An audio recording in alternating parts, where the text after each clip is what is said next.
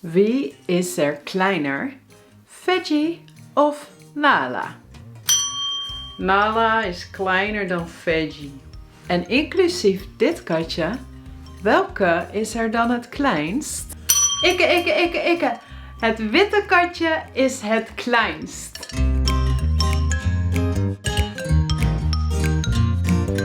Hallo allemaal, Dutchies to be. In deze video gaan we dingen met elkaar vergelijken. En je kunt dit niveaus of trappen van vergelijking noemen. En in het Nederlands hebben we ook de termen comparatief en superlatief. In de intro vergeleken wij Veggie, Nala en het witte katje met elkaar. En we zeiden, Nala is kleiner dan Veggie. En het witte katje is het kleinst. Nu is kleiner de comparatief en kleinst is de superlatief. In deze video gaan we kijken hoe je dus deze vormen kunt maken en hoe je ze kan gebruiken.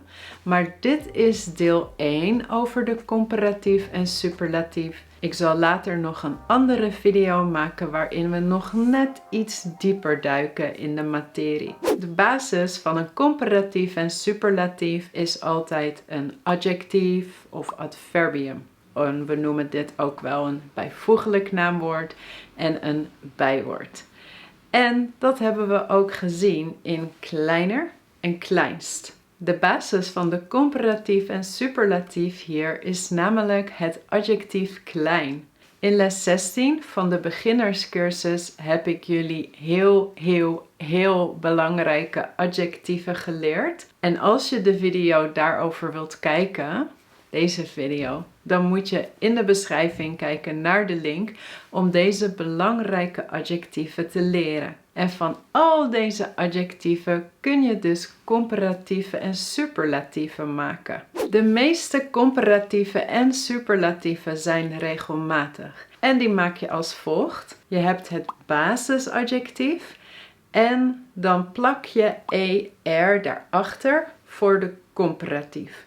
Zoals klein, kleiner. En voor de superlatief plak je st of ste achter het basisadjectief. Zoals klein, kleinst of kleinste. In de constructies die ik vandaag laat zien, kan je allebei de opties gebruiken. Dus jij mag kiezen en ze zijn allebei goed. Ik ga nog een aantal vragen stellen aan mijn deelnemers om te laten zien hoe wij dus deze twee vormen gebruiken. Wat is sneller? Een schildpad of een auto? Een schildpad? Nee, een auto is sneller dan een schildpad. En van deze auto's, welke is het snelst? De Ferrari is het snelst. Dus we zien hier snel, sneller, snelst. Kim, wat vind je lekkerder? Andijviestampot of boerenkoolstampot? Ik andijviestampot andijviestampot lekkerder dan boerenkoolstampot. En Kim, welke stampot vind jij het lekkerst? Ik vind mijn oma's prijsstampot het lekkerst. Dus lekker, lekkerder, lekkerst. En hier, welk huis is groter? A of B? Huis A is groter dan huis B. Ja, maar huis C is het grootst. Laten we goed kijken naar deze 3 voorbeelden met snel, lekker en groot. We zien eerst dat bij nummer 1 en 3 snel en groot een beetje veranderen qua spelling in de comparatief. Snel met 1 L, sneller met 2 L'en. En groot met 2 O's en groter met 1 O. Als je meer wilt leren over spellingsveranderingen in het Nederlands, kijk dan deze video, want we gaan nu niet verder daarop in. Maar Je ziet dus dat soms de spelling kan veranderen. De tweede is dat we zien dat bij lekker opeens een extra D komt in de comparatief. Lekker, lekkerder. En dat is omdat het basisadjectief op een R eindigt. Dus dan wordt het niet lekkerer, maar het wordt dan lekkerder. En dit geldt voor alle adjectieven die eindigen op een R. Bij de superlatief zagen we dat het dus eindigt op st of op ste. En zoals ik zei, in deze constructie mag je allebei gebruiken. Dus jij mag kiezen. Dan nog iets extra's over de constructies. Als je bij een comparatief de beide elementen noemt in de zin, dan gebruik je comparatief plus dan. Dus Nala is kleiner dan veggie. En anders kun je alleen zeggen Nala is kleiner. Maar als je dus het andere element toevoegt, dan zeg je dan. Kleiner dan. Sneller dan. Groter dan. En bij de superlatief zet je altijd het voor de superlatief. In de constructie die we vandaag zien. Dus ook als het een de-woord is. De Ferrari is het snelst. Dus een de-woord en het superlatief is met het.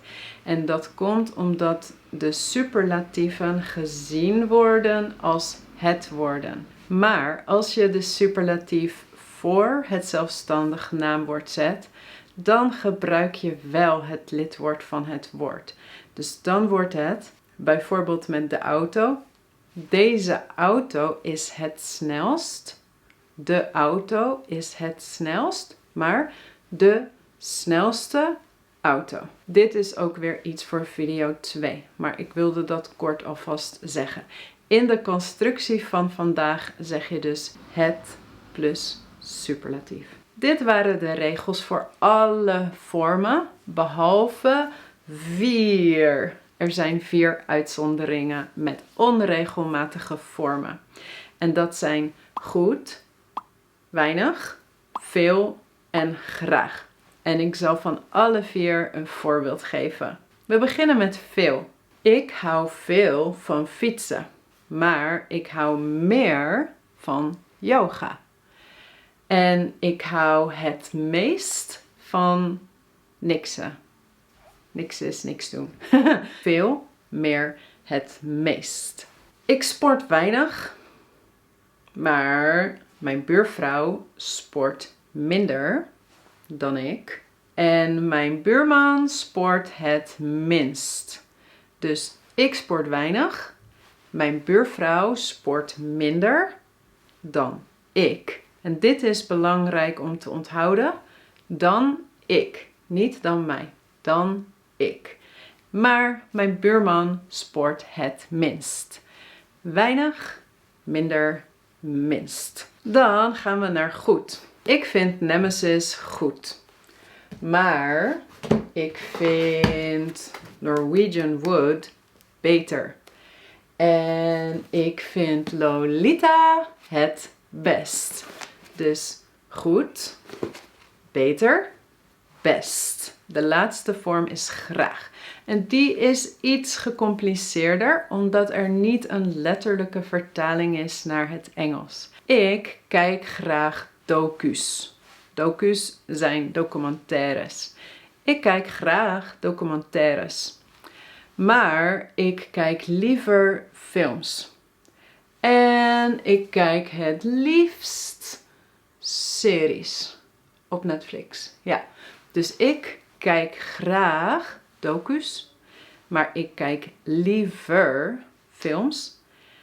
En het liefst kijk ik series. Graag, liever, liefst. Als je meer wilt leren over graag, liever, liefst, kijk dan deze video. Die heb ik met mijn lievelingsnichtje opgenomen. Lievelingsnichtje, my favorite niece. Nou zijn 2 dingen heel belangrijk met graag, liever, liefst. En de eerste is dat liever en liefst ook comparatieven zijn van het adjectief lief. Dus je kan bijvoorbeeld zeggen, ik vind konijntjes lief, maar ik vind puppies liever dan konijntjes. En ik vind kittens het liefst. Dus hier betekent het sweet, sweeter, sweetest. En bij de constructies van vandaag hebben we steeds de comparatief en superlatief na het zelfstandig werkwoord gezet. Dus het huis is groter dan, of het huis is het grootst, of Nala is kleiner dan en dit katje is het kleinst. Maar met graag, liever, liefst, dan zet je deze na het werkwoord en vaak dus voor het zelfstandig naamwoord. Zoals dus, ik kijk graag docu's, ik kijk liever films en ik kijk het liefst series. En wat veel studenten zeggen is, ik kijk docu's graag en vooral ik kijk films liever en ik kijk series het liefst. Maar dat kan niet. Je moet ze dus na het werkwoord zetten. Dit was dan deel 1 over de comparatief en superlatief. En deze ging dus vooral over de vormen. En in een andere video laat ik nog een aantal andere dingen zien. Zoals wanneer ze niet na het zelfstandig naamwoord staan, maar daarvoor. En wat zeg je eigenlijk als twee dingen gewoon hetzelfde zijn? En er dus geen verschil is. Dat komt dus in een andere video. En deze les, dit wordt een onderdeel van een nieuwe cursus die ik aan het maken ben voor intermediate students. Deze cursus is nog niet af. Ik ben hiermee bezig. Over een paar weken hoop ik wel al een deel online te kunnen zetten. En dan kun je een soort van pre-enrollment doen. Ik weet niet hoe je dat zegt, maar zoals ik eerst ook had met de beginnerscursus. Dus dat je je kunt aanmelden en een lagere prijs betaalt en dan alvast de lessen kunt maken die allemaal online staan. En dan zal ik daarna ongeveer 2 lessen per maand publiceren. Of ga naar mijn Patreon pagina waar deze materialen al beschikbaar gesteld worden aan patrons als een benefit. In elk geval, als je meer wilt oefenen, dan zijn er dus opties. En hou mijn kanaal en social media en Patreon in de gaten daarover. Dan nog een kleine oefening voor hier. Kijk naar deze 3 plaatjes en gebruik leuk. En dus de comparatief en superlatief van leuk. En maak hier zinnen mee. Zet deze in de reacties. En wil je nog meer Nederlands leren met mij? En ben je nog niet geabonneerd? Doe dat dan nu. Geef deze video een like als je hem leuk vond. En dan zie ik je weer in de volgende video. Doei!